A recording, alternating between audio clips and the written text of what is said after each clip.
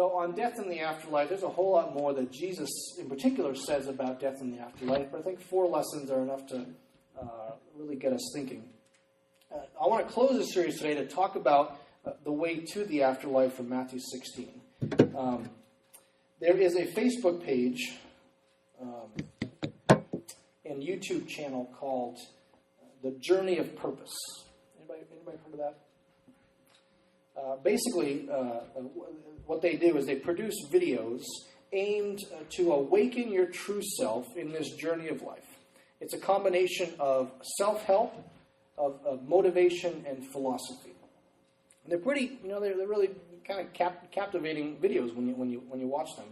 The videos they produce utilize sharp images, carefully chosen music, and very brief sentences spoken by various people to ask important questions. And so I want to read to you a brief monologue in one of these videos. So here's what it says. It says, imagine you visited a beautiful beach. Okay, picture, we'll get a beautiful beach in the background now. We get music, and we get the video in mind. Imagine you visited a beautiful beach, and then you return the next day, and there was one less grain of sand on the beach. Would it seem to be a different beach? Said, so too would the universe continue on its way if humanity did not exist to witness it. The earth, these are, again, very succinct sentences. Here's the next one. There's a pause, music, getting your emotions involved. Here's the next sentence. The earth is a very small stage in a vast cosmic arena. We are more insignificant than we ever could have imagined. You could get rid of us and all the galaxies and everything we see in the universe, and everything would be largely the same. So we are insignificant on a scale Copernicus could never have imagined. Right, pause, music, get your emotions involved. Next sentence or next paragraph, all right? And this is a different guy talking. Whether the universe cares if I exist or not, I do not need validation from the universe for my own life to be significant. The concept of an afterlife places value on things to come rather than on what currently is, thereby diminishing the significance of the here and now. Pause, music. If an afterlife is something greater to look forward to, then relatively speaking, our current life is lesser. And so we stop appreciating something that is for something that could be. So it's easy to locate arguments for hell today, right? All of us sort of just have a natural resistance to want to believe in a place of like hell. But as I've just demonstrated, we can even locate arguments against heaven today. But they're less common because I think most people want to believe in a place called heaven. But they do exist. And the argument goes like this, which that video just stated. The argument goes, if you believe in an afterlife, you diminish the importance of the present life and thereby devalue it. Does that make sense? If you believe in an afterlife, you diminish the importance of the present life and thereby devalue it. That's the argument. And so it's kind of a really atheistic perspective that religious people that believe in an afterlife, you thereby diminish the value of the present life by even believing in it. So that's the argument. That's the kind of the agenda of this particular video. So I will say that there are some Christians who are absolutely guilty of using the doctrine of heaven, the teaching of heaven, as a sort of escapism, right? By focusing on the world to come, they choose to give up on making this world a better place. And so, because, the world will one day pass away anyway, so, why put any effort into making it better? Let's just kind of kill time to quit in time, which is when Jesus returns. But this, I want to say, Christians do this. And so kind of the indictment that this video implies is partially true. Christians do this. But I want to say that perspective is a misapplication of the afterlife and has a lot more in common with ancient Greek philosophy than it has to do with the Bible. So what I want to do today is I want to look at Matthew 16 and see what else Jesus says about the afterlife. The first thing I'm going to talk about is I'm going to talk about why belief in an afterlife actually increases, not decreases. It increases the value of the present life. Believing in the afterlife increases, not decreases, the value of the afterlife. I don't want to talk about the way to the afterlife that Jesus mentions. I want to talk about the obstacle to the afterlife. And then lastly, the journey to the afterlife. Okay, so why belief in an afterlife actually increases significantly the value of the present life? So the modern Western secular worldview tells us that in the end, the universe will go on as it always has, that everything will be the same if we die tomorrow as it was before we were born. That you take a grain of sand away from the beach, and tomorrow the beach will look the same, and the same is true of the universe. So that's the perspective. And so therefore, even though your life will be insignificant in the grand scheme of things, and there is no afterlife, we can still find significance by discovering what we're put on this earth to do and doing it until we die. That's the argument. Okay? Even though a million years from now, the fact that you ever existed, nobody will care. The universe doesn't know, and nothing will be different. Even though, in the grand scheme of things, you are wildly insignificant beyond what Copernicus thought, you can still find meaning. That is at least, that's what the journey of purpose tells us. And I want to say that's true as long as you don't think. The second you begin to think about your insignificance, there's a problem.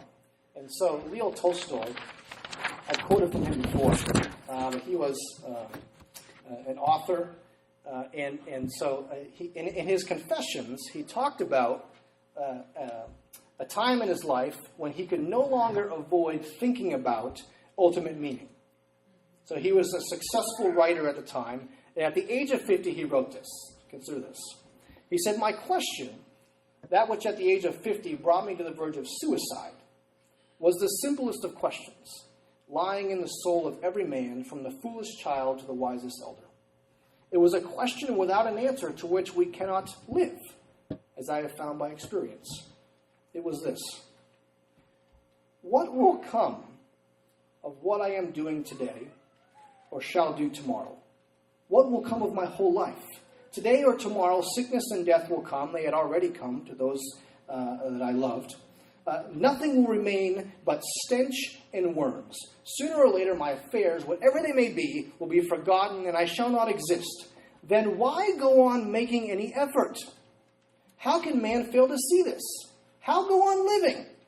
That is what is surprising. One can only live while one is intoxicated with life. As soon as one is sober, it is impossible not to see that it is all a mere fraud and stupid fraud." This is Leo Tolstoy at the age of 50. He said, you can only go on living in this insignificance when you are intoxicated with life. As soon as you are sober and motionless, he says, it's impossible to see that this whole rat race is a fraud, and a stupid fraud at that. Now, another guy, I like his illustration even better. He did some serious thinking about this topic. Albert Camus, anybody know him? He was a French philosopher, really 1940s and 50s, when he was kind of at his prime. French Nobel Prize-winning author and philosopher who was famous for bringing to light what he called the absurd. And the absurd is, number one, the absurd is the human tendency to seek inherent value and meaning in life. And then the absurd part, number two, is the human inability to find any. So he said, it's absurd. This is what he wrote so much about the absurd. And so he told a story. I love this illustration. He told a story of a crazy man who was fishing in a bathtub. Okay? And a doctor, his doctor, with ideas as to psychiatric treatments, asked him, kind of jokingly, if they were biting. To which the doctor received the harsh reply, "Of course not, you fool. This is a bathtub." And then he said this. He said, "Our world is in truth an indescribable universe in which man allows himself the tormenting luxury of fishing in a bathtub, knowing nothing will ever come from it." That's an awesome illustration. Camus calls this the absurd. He says that mankind allows himself to fish at all knowing that nothing will ever come from it is ridiculously absurd, and the only way you can live with that is if you don't think. Or if you are intoxicated, just remain forever intoxicated, and you can live like that. Camus and Tolstoy would say that if nothing ever comes from this life, if the universe does not care whether we live or die, if there is no life after this life to which all of this life points, then this life is completely without value of purpose. It is a stupid fraud. And then consider this also. Consider the implications, right? So if the ship is going down anyway, and nothing will ever come from it, then what does it matter if we go down hugging or mugging? I mean, the ship is singing, give me your money. Okay, have it. I mean, what does it matter? We're sinking. If there is no afterlife, if there is no judgment day, then you and I can be a priest or a pervert, and it makes absolutely no difference whatsoever. So under the modern Western worldview, the way to find life is by staying intoxicated with the activities you like. But once your intoxication wears off, and it will, you will find that life is almost completely without value. So instead of devaluing the present life, belief in the afterlife actually gives value to the present life. Value would not have otherwise. So as we get into this passage now, the first thing Jesus tells us about the afterlife is the way to the afterlife. Now, the way to the afterlife in modern secularity, in the modern West, is where we are, is by making the most of your time in the sun. In fact, that's actually a sentence that video said that I didn't quote. It's basically, we have a brief time in the sun, and so the way that you get to the way you get to life, there is no afterlife, but the way you make the most of life here is by just basking in your time in the sun and enjoying it all you can. Okay, but in this passage, Jesus tells us a way to life that is totally different than that. So Matthew 16:21, like Francis read, from that time on, Jesus began to explain to his disciples that he must go to Jerusalem and suffer many things at the hands of the elders, the chief priests and teachers of the law, and that he must be killed and on the third day raised to life. Now, Jesus had the unique opportunity of knowing what the end of his life would be from the beginning. Jesus knew how old he would be when he died. He knew why he would die. He knew what he would die for. Jesus knew the circumstances that would surround his dying. And in the modern Western mind, the life Jesus was living was the epitome of insignificance. Jesus would die without producing anything. He would die without achieving anything. He would die completely alone. The height of his climb for Jesus was to a cross. Jesus' moment in the sun was a measly 33 years. And when he died, he left behind no inheritance, no children, no wife, no college degree, no trophies, no high positions, no physical anything, whereby he could say, this was what made my life in this endless universe significant. If there is no afterlife, then even Jesus Christ lived a meaningless, insignificant life. Why? Because what would the life of Jesus mean in 1,000,000 years if all that exists is the universe and there is no afterlife? I mean, even Jesus Christ's life is insignificant if there is no afterlife. We cannot even say that his life had real value. So the way to life for the modern Western person is by achieving and producing and basking in your moment in the sun. But the way to life for Jesus was totally different. And Peter had a problem with this. Right? So in verse 21 and 22, from that time on, Jesus began to explain to his disciples, going to go to Jerusalem, suffer, and be killed. And then Peter, verse 22, took him aside and began to rebuke him. He said, never, Lord. This shall never happen to you. So Peter was not a secular person, per se. He believed in the afterlife. But Peter did approach the way to the afterlife in the same way a secular person approaches the way to life here on earth. And that is through effort and talent and skill and force, right? So a very popular song today that illustrates this modern Western view of life, is Rachel Platten's Fight Song. Have you heard that? I'll sing it for you. No, I won't. Here's the words. Like a small boat on the ocean, sending big waves into motion. like how a single word can make a heart open. I might only have one match, but I can make an explosion. This is my fight song, take back my life song, prove I'm all right song. My power's turned on starting right now. I'll be strong. I'll play my fight song, and I don't really care if nobody else believes, because I've still got a lot of fight left in me. So the way to life in the West is by employing our talents with power and force and making people hear you and creating an explosion in your short time in the sun. And Peter believed that the way to the afterlife was similar. Peter was not going to let Jesus go to Jerusalem and suffer, die, and be killed. Peter would have thought, Jesus, we're going to Jerusalem all right, but we're going with our swords in hand. We are going there to make an explosion. And Jesus steps in and calls Peter. You know, Peter is one of Jesus' closest companions on earth. And Jesus calls Peter the worst thing he ever called anyone. Jesus called Peter Satan. Get behind me, Satan. Which leads us to our next point. Jesus talks about the obstacle to the afterlife. So the way to the end, is that the right first? Yeah. The way to the afterlife, Jesus says, is not by pushing and fighting and making our explosion. Jesus says, I have come. The chief priests are going to kill me. I'm going to die. And he's about to say, if you want life, you're going to die too. Okay. The obstacle now. Consider this. When Peter called Jesus Satan, when Satan called in a third way, when Jesus called Peter Satan, he did so in front of all Peter's friends. This would have been a deeply humiliating experience for Peter because Peter actually intended good from his comment. You ever been in a situation like that where you intended so much good and it so hurt somebody? You feel horrible. So why was Jesus, if Peter was actually intending good from his comments, sort of protecting Jesus, saying, I'm behind you, Jesus. If that's why was Jesus so harsh? I think Jesus was so harsh because although Peter's intentions were good, his proposed way to the afterlife was an idea straight from hell.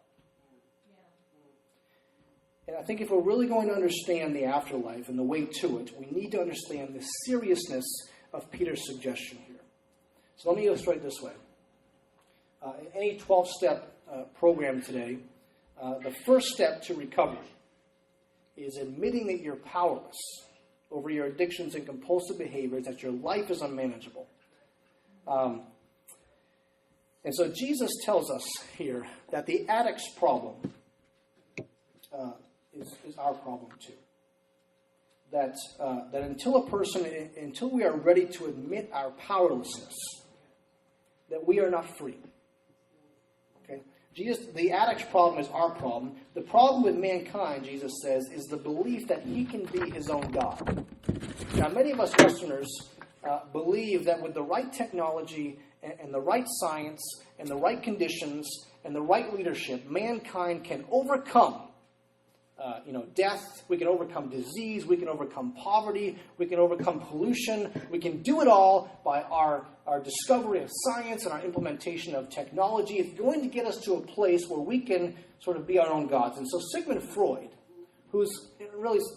Sigmund Freud's psychology today is not as highly looked upon as it used to be, but he said this, and I think he's right, in terms of how Western people think.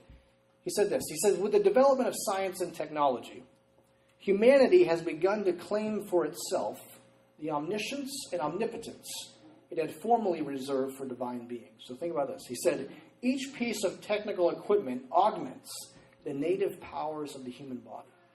The telescope extends the power of vision to the very distant. The microscope extends the power of vision to the very small. The telephone extends the range of the voice and the power of hearing.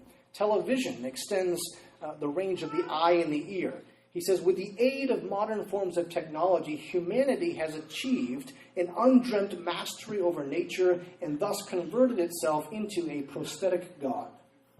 Yeah. Right? So what Peter was suggesting here to Jesus was, we can do this. And so if you know anything about when Jesus is arrested, at least in John's account, Jesus knows he's going to be arrested. He knows why he's going to die. He knows what's going to happen. And when they come to arrest Jesus, what does Peter do? Do you remember? Pulls out his sword. He says, this ain't happening, folks. And he cuts off the high priest's ear. Remember that? So what Peter was suggesting to Jesus in this comment of, this will never happen to you, is that we can do this. We're powerful. We don't need to surrender. We need to fight on. And Jesus said, that very thought is from hell. Get behind me, Satan. That is not a thought from God. That is a thought from me. Okay? And according to Jesus, the obstacle to the afterlife is mankind's fictitious belief that we can be our own God. This is the train of thought that gets the addict in trouble, and it's the train of thought that has resulted in the world's troubles too. This is the obstacle that must be overcome to reach the afterlife Jesus speaks of. We must overcome the pride in our heart that believes that we can press on even for a moment by ourselves. Get behind me, Satan. That is a thought straight from hell. That's why Jesus is so harsh. So the obstacle, the way to the afterlife, is through death. The obstacle to the afterlife is our own fictitious belief that we can be our own God. We can put the rich man in that category very easily. And then lastly, Jesus talks about the journey to the afterlife. And so in verses 25 through 28, I'll read it again. It says this: whoever wants to be my disciple must deny themselves and take up their cross and follow me. For whoever wants to save their life will lose it, but whoever loses their life for me will find it. What good will it be for someone to gain the whole world and yet forfeit their soul? Or what can anyone give in exchange for their soul? For the Son of Man is going to come in his Father's glory with his angels, and then he will reward each person according to what they have done. Truly I tell you, some who are standing here will not taste death before they see the Son of Man coming in his kingdom. So the journey to the afterlife that Jesus speaks of here is a journey of suffering. It's a journey of denying ourselves. Now that sounds bad, but think about it this way. In this life, you're either going to suffer for the good things that you do, as Jesus suggests, or you're going to suffer for the bad things you do. Either way, you're going to suffer. You can either suffer for being your own God and living your own life in whatever way seems best to you, or you can suffer for letting Jesus be the God of your life. One comes with a marvelous reward, one does not. And if you choose to be the God of your own life, then you must play the God role in your life. So it's on you to provide for yourself. It's on you to succeed. It's on you to secure yourself. It's on you to save yourself if some calamity comes. It's on you to keep your heart beating as long as you want it to. And even just saying that sounds terrifyingly overwhelming. Okay? The journey to the afterlife is a journey of suffering. But it is a journey of suffering behind a Savior who suffered first. It is a journey of suffering behind a Savior who suffered so that we would not have to. Okay? It is a journey behind a Savior who gave up himself to provide for you.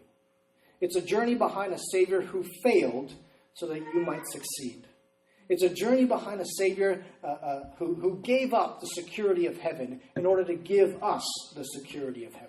It's a journey behind a Savior who suffered the worst calamity so that you could overcome the calamity of death one day. It's a journey behind a Savior who surrendered all of his control on the cross so that you might trust that he is fully that he is fully in control when you surrender to him. It's a journey behind a Savior who is with you in your suffering and knows what it is like to suffer himself. As we close, let me say that what Jesus Christ offers us tops any offer we could receive anywhere else. The view of the gods for most of the ancient world was that the gods were cosmic beings who used humans to relieve their own suffering. Human beings were seen as doing the grunt work that the gods didn't want to do. Okay, that's the idea of Greek mythology. Jesus Christ shows up to turn that story on its head. In Jesus Christ, we have not a God who uses humans to relieve his suffering, but a God who comes to earth to suffer so that mankind might be relieved. That is radical. That is upside down. Okay? We will all suffer in our lives for good and for bad, and much of our suffering will be self-induced. But Jesus Christ was the perfect man from heaven who deserved no suffering, but embraced it for us. Jesus Christ was the perfect man from heaven who deserved no suffering, but took it all for us. Jesus Christ came down out of heaven not to finally make people suffer for all the bad they had done, but to take upon himself all the bad they had done so that they might not suffer one day. The God of the Bible, folks, is not a God who remains remote while his minions suffer for him. The God of the Bible is one who intentionally comes down to suffer so that one day we won't have to. And if we will suffer along with him by surrendering to him, by taking up our cross and following him, the afterlife is ours. The journey to the afterlife is one of suffering, but it is suffering behind a Savior who first suffered for us, and no other God in the world offers that. None. So as we break for a moment into a time of Q&A, questions you may have, let me ask you, are you surrendered to him? Or do you still think that you can be sort of this prosthetic God? With enough skill, you can make your way in life. That is a thought straight from hell, Jesus says. Where are you at with this? Have you surrendered? I'm going to embarrass Bob here. Oh, no, he's in the bathroom. You won't hear me. A couple weeks ago, Bob surrendered. He surrendered. And what that means is he said, you know what? I'm done being the God of my life. I surrender. And he followed that decision immediately by being baptized. And so where are you at with your surrender to your Savior? The Savior that surrendered to you first. Where are you at with that? Do you believe that? Have you been baptized? Have you begun that